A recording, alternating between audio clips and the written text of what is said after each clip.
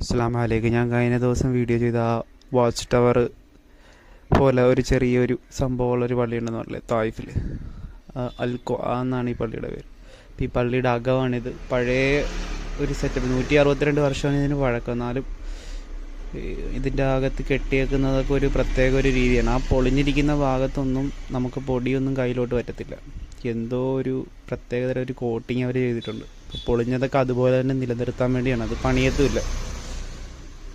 അപ്പം ഇതിൻ്റെ മേളിലോട്ട് കയറുന്ന വഴി ഞാനിപ്പോൾ കാണിച്ചു തരാം. ഇതുവഴി വേണം ഇതിൻ്റെ മേപ്പോട്ട് കയറാൻ. ഇതാണ് ആ മേളിലോട്ട് കയറുന്ന പടി. കണ്ടു കഴിഞ്ഞാൽ നമുക്ക് ഒട്ടും സേഫ്റ്റി തോന്നത്തില്ലെങ്കിലും അത്യാവശ്യം സേഫാണിത്.